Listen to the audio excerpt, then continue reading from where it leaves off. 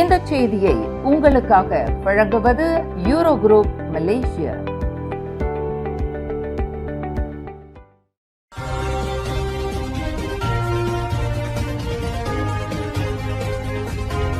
வணக்கம். திசைகளின் 5 மணி செய்திகள். மலேசிய ரிங்கிட் வலுவடைகிறது.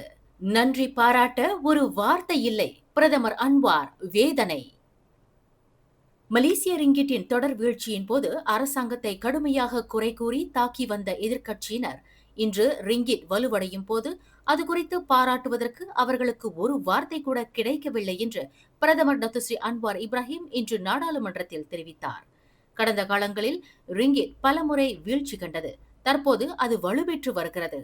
ஆனால் அது குறித்து யாரும் ஒரு வார்த்தை கூட பேசவில்லை என்று பிரதமர் தனது மன ஆதங்கத்தை வெளிப்படுத்தினார்.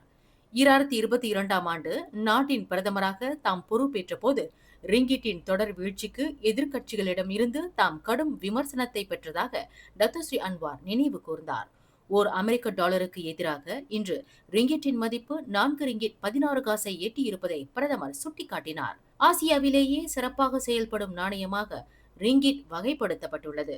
இந்த நாணய மதிப்பை நாம் தீர்மானிக்கவில்லை. நேர்மறையாக இருக்கும் கடன் மதிப்பீட்டால் S&P குளோபல் மதிப்பீட்டின் அடிப்படையில் ரிங்கிட்டின் மதிப்பு நிர்ணயிக்கப்படுகிறது என்று பிரதமர் தெளிவுபடுத்தினார். ரிங்கிட்டின் மதிப்பு தொடர்ந்து வலுவடைந்து வருவது நாட்டின் எதிர்காலம் நிலையானதாகவும் வலுவானதாகவும் இருக்கும் என்பதையே இது பிரதிபலிக்கிறது என்று டத்துஸ்ரீ அன்வார் குறிப்பிட்டார். பிரதமர் டத்துஸ்ரீ அன்வார் இப்ராஹிம் அறிவிக்கவிருக்கும் அமைச்சரவை மாற்றம் வரும் டிசம்பர் மாதம் முற்பகுதியில் நடைபெறலாம் என்று நம்பத்தகுந்த வட்டாரங்கள் தெரிவித்துள்ளன. வரும் 29ஆம் தேதி நடைபெறவிருக்கும் சபா தேர்தல் நிறைவு பெற்றவுடன் அமைச்சரவை மாற்றத்தை பிரதமர் அறிவிக்கலாம் என்று கூறப்படுகிறது. தமது தலைமையிலான அமைச்சரவையில் பொருளாதார குழுவினரை வலுப்படுத்துதல், அமைச்சரவையின் அளவை குறைத்தல், அமைச்சர்களின் சேவை திறனை மதிப்பீடு செய்தல் முதலிய முக்கிய அம்சங்களை பிரதமர் இம்முறை கருத்தில் கொள்வார் என்று எதிர்பார்க்கப்படுகிறது. அம்னோவின் முன்னாள் இளைஞர் பிரிவு தலைவர் கைரி ஜமாலுடன் மீண்டும் அமைச்சரவைக்கு கொண்டு வரப்படலாம் என்றும் கூறப்படுகிறது. கைரி அவ்வாறு கொண்டு வரப்பட்டால் அவருக்கு சுற்றுச்சூழல் மற்றும் நீர்த்துறை அமைச்சர் பதவி வழங்கப்படலாம். மேலும் டத்துஸ்ரீ ஜொஹாரி அப்துல் கனி அனைத்துலக வாணிபம் மற்றும் தொழில்துறை அமைச்சராக நியமிக்கப்படலாம் என்றும் கூறப்படுகிறது. பினாங்கு தீவு கிடா மாநிலத்திற்கே சொந்தம் என்று உரிமை கோரி வரும் மந்திரி புசா சனுசி முகமது நூர் பினாங்கு தீவு குத்தகைக்கு விடப்பட்டதில் கிடா மாநிலத்திற்கு புத்ராஜயா உரிமத் தொகை வழங்க வேண்டும் என்று சட்ட நடவடிக்கையை மேற்கொள்ள திட்டமிட்டுள்ளார். கிடா மந்திரி புசார் சனுசியின் இந்த நடவடிக்கையை பினாங்கு மாநில ஆட்சிக்குழு உறுப்பினர் வாங் ஹொன் வாய் இன்று கடுமையாக சாடியுள்ளார்.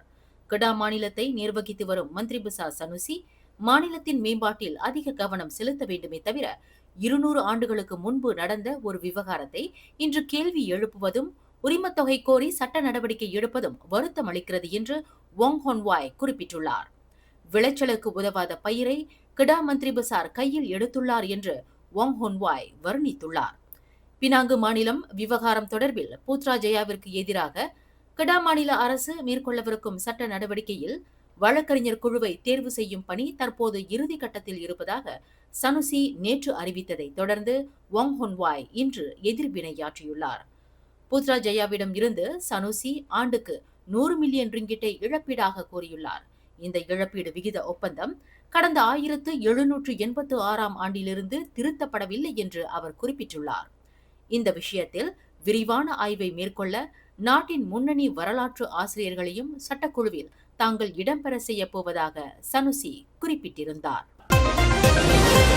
இம்மாதம் இறுதியில் நடைபெறவிருக்கும் சபா மாநில சட்டமன்ற தேர்தல் தற்போது சூடுபிடிக்க தொடங்கியுள்ளது. அனைவரின் பார்வையும் தற்போது சபா ஆளும் கட்சியான GRS எனப்படும் கபுங்கான் ரயாட் சபா கூட்டணி மீது உள்ளது.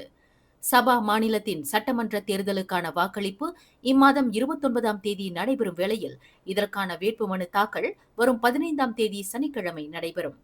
பரபரப்பான கட்டத்தில் இருக்கும் சபா தேர்தலில் பாரிசான் நேஷனல், PKR, DAP மற்றும் SAAP எனப்படும் பார்த்தி மாஜு சபா ஆகிய கட்சிகள் தங்களது வேட்பாளரை அறிவித்த நிலையில் தற்போது அனைவரது பார்வையும் சபா ஆளும் கட்சியான GRS மீது உள்ளது. அக்கூட்டணி நாளை புதன்கிழமை தனது வேட்பாளர்கள் பட்டியலை வெளியிடும் என்று எதிர்பார்க்கப்படுகிறது. இதற்கு மத்தியில் ஒற்றுமை அரசாங்கத்தில் இடம்பெற்றுள்ள கூட்டணி கட்சிகள் சபா மாநில தேர்தலில் ஒன்றையொன்று எதிர்த்து போட்டியிடும் சூழ்நிலை உருவாகலாம் என்று கணிக்கப்படுகிறது. பல அரசியல் சமரசங்களுக்கு பிறகு தனது சொந்த அடையாளத்தை வலுப்படுத்திக் கொள்ளும் முயற்சியாக தராசு சின்னத்தில் போட்டியிடும் பரிசன் நேஷனல் தனது 41 வேட்பாளர்களின் பெயர்களை அறிவித்துள்ளது. PKR கட்சி மிக கவனமான அணுகுமுறையுடன் 10 வேட்பாளர்களை நிறுத்தியுள்ளது. சபா ஜாசேகா 7 வேட்பாளர்களின் பெயர்களை அறிவித்துள்ளது. லிகாஸ், கபாயான் மற்றும் எலோபுரா முதலிய நகர்ப்புற தொகுதிகளை இலக்காக கொண்டு அது போட்டியிடுகிறது. மேலும் சபா ஜாசேகா இம்முறை புதிய முகங்களாக 3 பெண் வேட்பாளர்களை நிறுத்தியுள்ளது. இதனிடையே 6 வேட்பாளர்களை நிறுத்தியுள்ளது SAPP கட்சி. அந்த 6 வேட்பாளர்களில் பாதி பேர் புதிய முகங்களாவர். தனது பாரம்பரிய தொகுதிகளில் போட்டியிடுவதில் அக்கட்சி கவனம் செலுத்தியுள்ளது. நாளை GRS அறிவிக்கும் வேட்பாளர்களை பொறுத்தே மாநில தேர்தலில் அனல் பறக்கும் சூழலை முடிவு செய்ய முடியும் என்று அரசியல் ஆய்வாளர்கள் கூறுகின்றனர். கடந்த வியாழக்கிழமை பூச்சோங் புசாட் பண்டார் பூச்சோங்கில் உள்ள கடை வீட்டின் படியில் கொலை செய்யப்பட்டு கிடந்ததாக சந்தேகிக்கப்படும் மலேசியாவில் நிரந்தர வசிப்பிட அந்தஸ்தை கொண்டுள்ள ஓர் இந்திய பிரஜையின் மரணம் தொடர்பில் கைது செய்யப்பட்டு தடுப்பு காவலில் வைக்கப்பட்டிருந்த 6 இந்திய பிரஜைகள் போலீஸ் ஜாமீனில் விடுவிக்கப்பட்டுள்ளனர். கொலையுண்ட நபருடன் ஒரே வீட்டில் தங்கியிருந்த இந்த 6 நபர்களும் இதற்கு முன்பு முக்கிய சந்தேக பேர் வழியாக வகைப்படுத்தப்பட்டிருந்தனர். 6வரிடமும் நடத்தப்பட்ட விசாரணைக்கு பின்னர் அவர்கள் விடுவிக்கப்பட்டதாக ஸ்லாங்கூர் மாநில போலீஸ் தலைவர் டத்தோ ஷாஸ்லி கஹார் தெரிவித்தார்.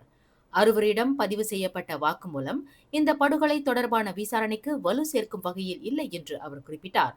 கடந்த 20 ஆண்டுகளுக்கு மேலாக பூச்சோங்கில் தங்கி டெக்னீஷியனாக சுய தொழில் நடத்தி வந்ததாக நம்பப்படும் 49 வயது இந்திய பிரஜை கடை வீட்டின் படிக்கட்டில் இறந்து கிடந்தார்.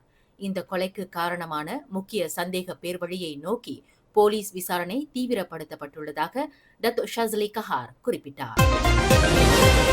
மர்மமான முறையில் காணாமல் போன பாதிரியார் ரேமன் கோ மற்றும் சமூக ஆர்வலர் அமீர் சேமான் ஆகியோருக்கு அரசாங்கமும் போலீஸ் துறையும் இழப்பீடு வழங்க வேண்டும் என்று கோலாலம்பூர் உயர்நீதிமன்றம் அளித்த தீர்ப்பை எதிர்த்து சட்டத்துறை அலுவலகம் மேல்முறையீடு செய்ய வேண்டாம் என்று சப்புதே MP தெரேசா காக் இன்று அமைச்சரவையை கேட்டுக்கொண்டார். அதேவேளையில் அவ்விருவரும் காணாமல் போனது தொடர்பில் நீதிமன்றத்தின் உத்தரவுக்கு ஏற்ப போலீசார் மீண்டும் விசாரணை அறிக்கையை திறப்பர் என்று உள்துறை அமைச்சர் டத்தோ ஸ்ரீ சைஃபுடின் வெளியிட்டுள்ள அறிவிப்பை தாம் வரவேற்பதாக தெரேசா காக் குறிப்பிட்டார். எனினும் உயர்நீதிமன்றத்தின் தீர்ப்பை எதிர்த்து மேல்முறையீடு செய்வது என்பது விசாரணை அறிக்கையை மீண்டும் திறக்கும் நடவடிக்கைக்கு முரணானது என்று தெரேசா காக் தெரிவித்தார். இவ்விருவரும் காணாமல் போனதற்கு அரசாங்கமும் போலீஸ் துறையும் தார்மீக பொறுப்பேற்க வேண்டும் என்று நீதிமன்றம் உத்தரவிட்டுள்ளது. இந்நிலையில் தீர்ப்பை எதிர்த்து மேல்முறையீடு செய்வது என்பது நீதிமன்றம் கண்டறிந்த உண்மைகளுக்கு எதிராக அரசாங்கம் சவால் விடுவது போல் ஆகிவிடும். போலீஸ் துறை செய்தது சரி என்றும் நீதிபதி கண்டறிந்தது தவறு என்றும் பொருள்படும் என்று தெரேசா காக் இன்று வெளியிட்ட ஓர் அறிக்கையில் தெரிவித்துள்ளார். பாதிரியார் ரேமன் கோ குடும்பத்திற்கு 37 மில்லியன் ரிங்கிட்டையும் சமூக ஆர்வலர் அமீர் சேமான் குடும்பத்திற்கு 3 மில்லியன் ரிங்கிட்டையும் இழப்பீடாக வழங்க வேண்டும் என்று அரசாங்கத்திற்கும் போலீஸ் துறைக்கும் நீதிமன்றம் கடந்த வாரம் உத்தரவிட்டிருந்தது. கடந்த வெள்ளிக்கிழமை கிளான் புக்கிட் திங்கியில் உள்ள ஓர் எண்ணெய் நிலையத்தில் காருக்கு எண்ணெய் நிரப்பப்படும் போது அடையாளம் தெரியாத நபர்களால் சுட்டுக் கொல்லப்பட்ட நபர் போலீசாரால் தேடப்பட்டு வந்தவர்களின் பட்டியலில் இடம்பெற்றுள்ளார் என்று ஸ்லாங்கூர் மாநில போலீஸ் தலைவர் டத்தோ ஷாஸ்லி கஹார் தெரிவித்தார். போலீசாரின் குற்றப்பதிவுகளை அடிப்படையாக கொண்டு ஆராயப்பட்டதில் சம்பந்தப்பட்ட நபர் 2012ஆம் ஆண்டு சிறப்பு நடவடிக்கைகளுக்கான பாதுகாப்பு சட்டமான சோஸ்மாவின் கீழ் பல்வேறு குற்றப்பதிவுகள் கொண்டிருப்பது தெரிய வந்துள்ளது என்று டத்தோ ஷாஸ்லி கஹார் குறிப்பிட்டார். இன்று ஷாலாம் ஸ்லாங்கூர் மாநில போலீஸ் தலைமையகத்தில் நடைபெற்ற செய்தியாளர்கள் கூட்டத்தில் அவர் இதனை தெரிவித்தார். 34 வயதுடைய அந்த நபர் சட்டவிரோத நடவடிக்கைகளில் ஈடுபட்டு வந்திருக்கலாம் என்று நம்பப்படுகிறது என்று அவர் மேலும் கூறினார். மேலும் செய்திகளை தெரிந்து கொள்ள கீழே இருக்கும் பெல் பட்டனை அழுத்துங்கள். உங்கள் மகிழ்ச்சியை வெளிப்படுத்த லைக் மற்றும் ஷேர் செய்யுங்கள். தொடர்ந்து திசைகளோடு இணைந்திருக்க சப்ஸ்கிரைப் செய்யுங்கள்.